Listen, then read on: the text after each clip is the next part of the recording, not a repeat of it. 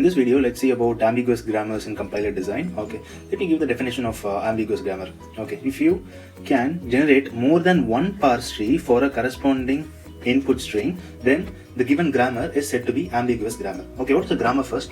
Okay, grammar is nothing but a set of production rules. So here is an example of grammar.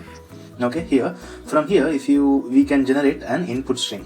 Okay, so this is, and let's say this is an input string, and if we can generate more than one parse tree for a given input string, then the grammar is said to be ambiguous grammar. Okay, what is a parse tree? Okay, here is an example of a parse tree. Okay, if you can generate more than one of these for a given grammar, then that grammar is said to be ambiguous grammar. Okay, so here in the parse tree, we know that it has to give a few lines about the parse tree. Parse tree has root node is this, and then it starts with the start symbol, and then it has internal nodes. Internal nodes are non-terminals. These are the internal nodes. These are going to be non-terminals, and the leaf node is nothing but the end node.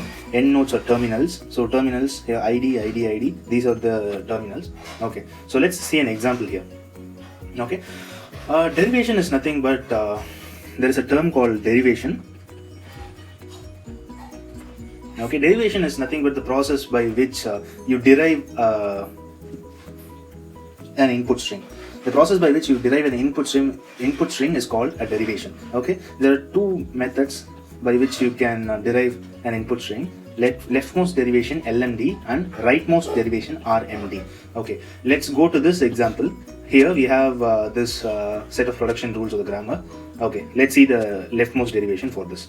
Okay, E produces E plus C. They are starting from the start symbol. Okay, just writing this one down here, and then the next line, E can be ID, right? So I can write ID here. E produces ID, and then I'm writing. Okay, 1 second. This shouldn't be written directly like this. The next, I'll write the step here. E produces ID plus E. Okay, so I'm really sorry about that. Okay, so E here turns into ID, and this E remains as it is. This is the first step, this is the second step, and this is the third step. Okay, let me go to the third step. This ID remains as it is. This E is converted into E star E. How I can convert this E into E star E is here by this production rule. By this production rule, E tends to E star E. Okay, and then this E can be written as ID because E tends to ID, and this E can also be written as ID because E tends to ID. Thus we have got an input string. Okay, we can stop when all the characters here are terminals. Okay, so let's look at the RMD for the derivation of input string. Okay, so here we have E equals E plus E, and then in the first derivation, we went ahead and changed the E that is present in the left. In this RMD, we are going to change the E that is present at the right side. Okay, so this produces E star E. Okay, and then we are going to concentrate on this E. We are going to change this E as ID because E tends to ID. And then we got this, and then we are going to change this E as ID because E tends to ID. And then finally we are changing this E as ID. So finally we got E tends to ID plus ID star ID. Okay, so this is how you make derivation. Okay, let's generate a parse tree now. The parse tree has already been generated here. Okay, let me take the first step. The first step here, E produces E plus E. Okay, and then this E is converted into ID right here. So I'm writing this E as ID, and then this E is turned into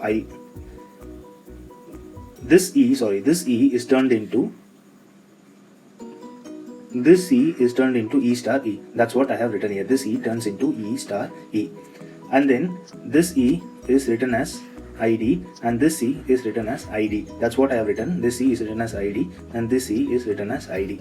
Similarly, I have made a syntax tree for this set of derivation.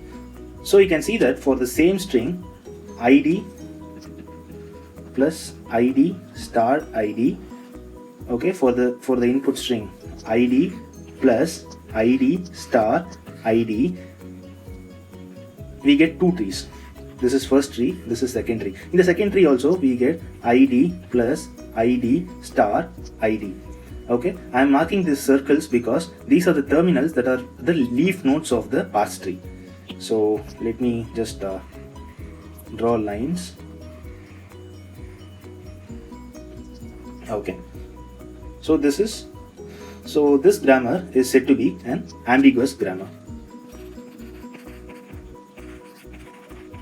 Ambiguous grammar. Okay, let's see another example. Okay, this example we are going to see, this is another grammar. Okay, okay, how to find whether a grammar is ambiguous grammar or unambiguous grammar? Let me show you the steps. The first step is to derive an input string.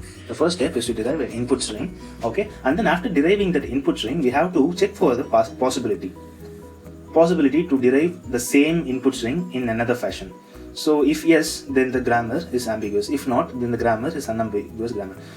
We don't have to stop for okay, let's say that if we have found it as unambiguous, let's not stop it at that instance. Let's continue here.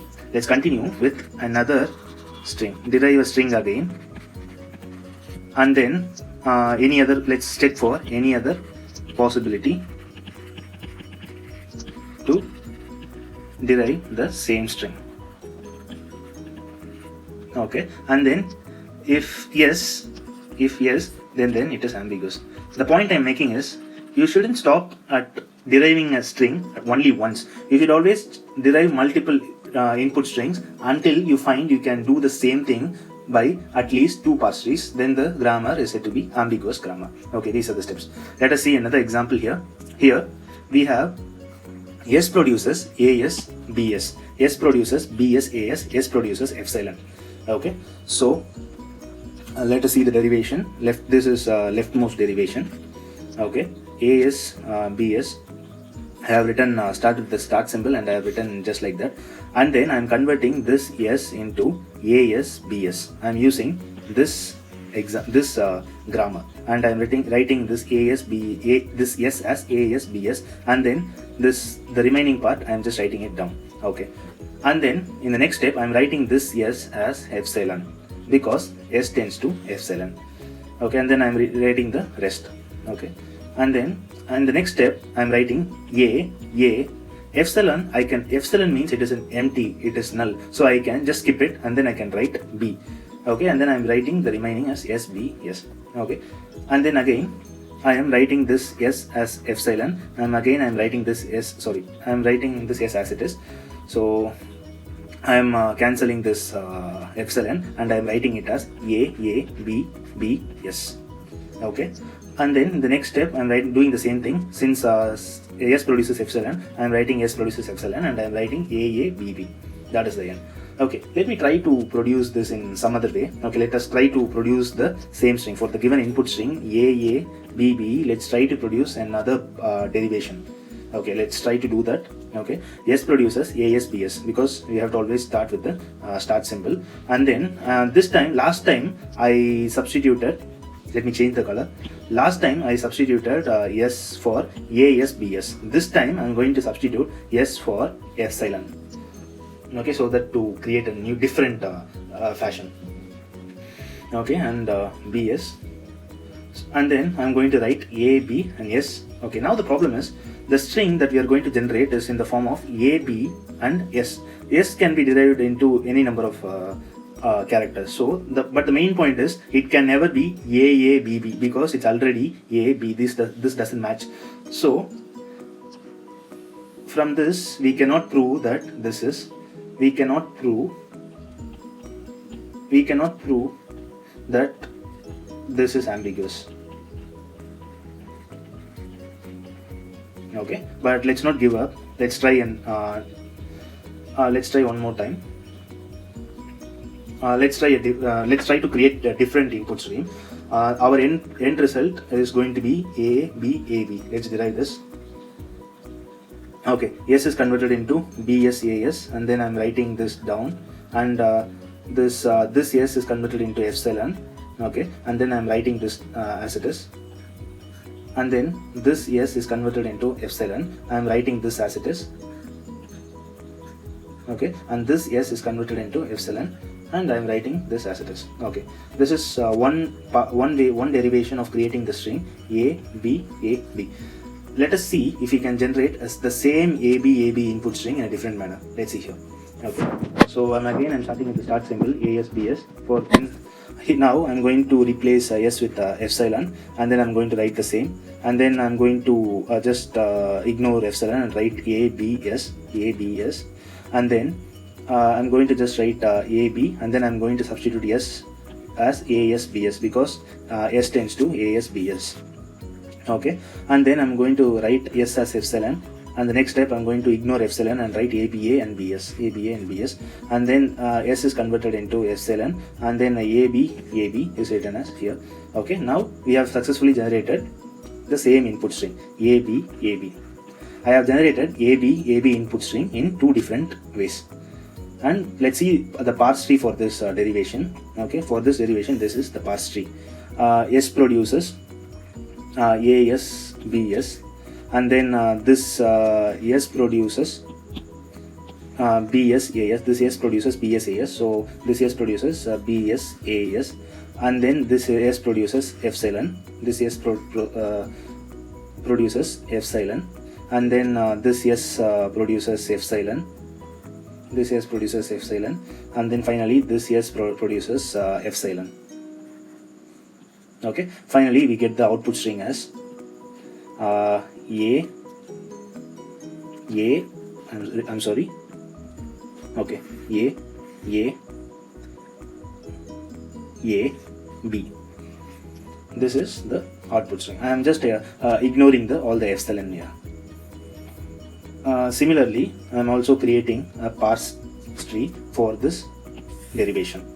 So similarly I have created, I think there is no need to explain how I constructed this parse tree once again. So let me just circle the leaf nodes, that are the terminals, so that it's a proof that we got the answer AB. Okay, thus, hence, or therefore, this grammar is a ambiguous grammar.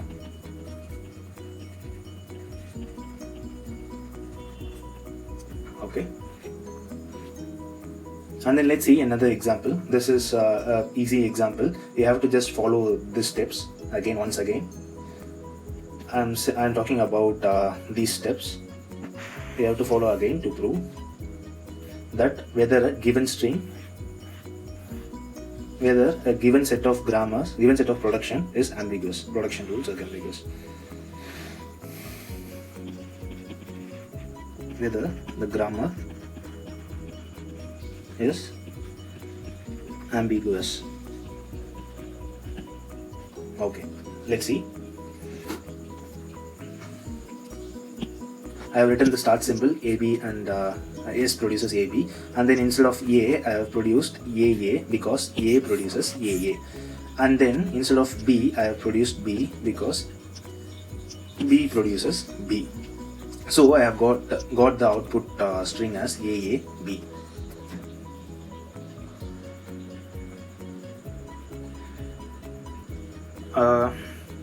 And then let's try to produce an input string AAB in another fashion.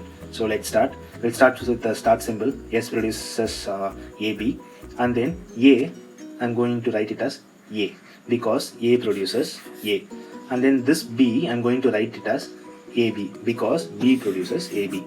Thus I have generated the same string AAB. Thus the same input string AAB can be generated in two different ways. Let's see the parse trees. Okay, this is the parse tree for this derivation, and this is the parse tree for another derivation. Okay, so I'll just explain once. S produces AB, and then A produces AA. So I'm going to write it as A produces AA, and then B produces B. So B produces B, and then the end result is A B. Okay. So similarly for this derivation, this is the input string. Sorry, this is the parse tree. Okay. S produces AB, and A produces A. So I have written this, and B produces AB. B produces A and B. So finally the input string is A, B. Hence this grammar is said to be ambiguous. Therefore this grammar is said to be ambiguous grammar. Ambiguous grammar. There are two parse trees for the same input string.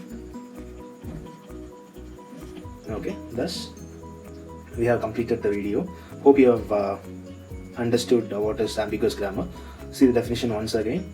Ambiguous grammar is nothing but when you can generate more than one parse tree for a corresponding input string. Okay, that is it for ambiguous grammar. Thank you for watching.